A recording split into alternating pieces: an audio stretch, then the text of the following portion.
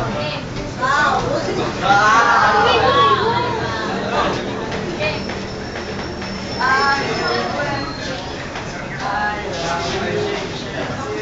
are the group 3 and representing social concern to your friends.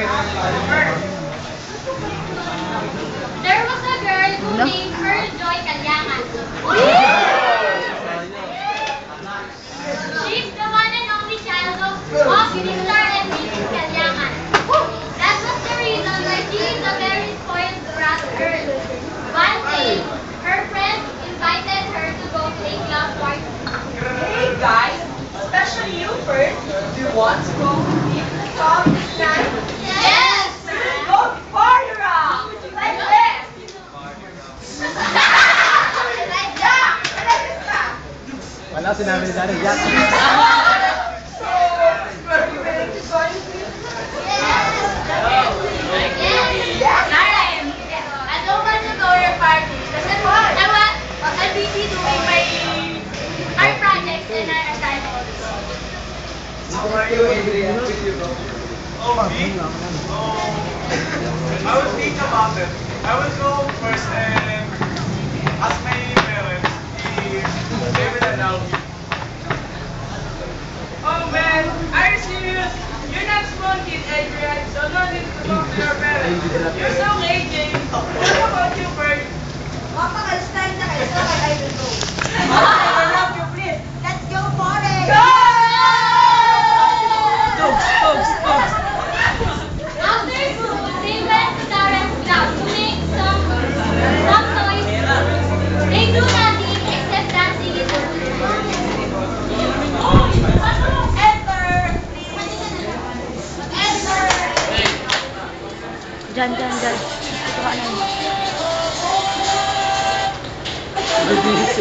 ka na. Kaya ko ni Fern.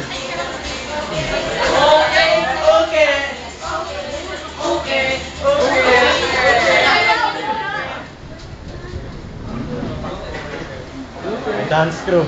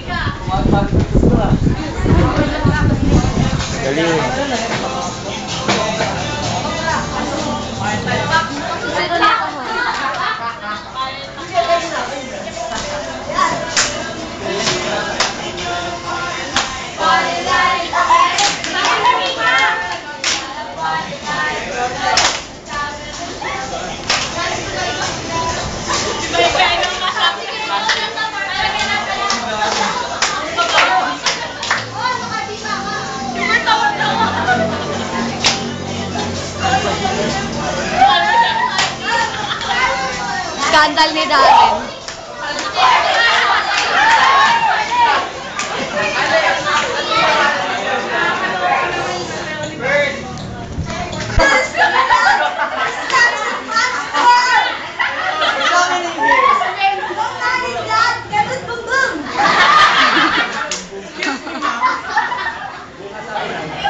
After that fighting scene, Fern goes to her room and gets all her friends. She's going to her friend's house.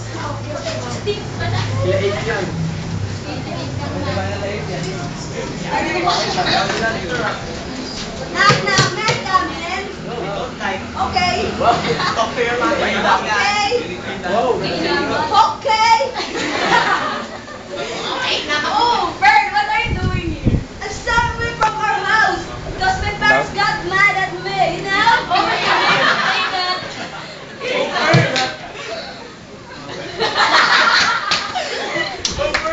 I'm sure that your parents are worrying about you. Wait, I will go and tell them that you're here. Just don't do that. I'm scared, you know?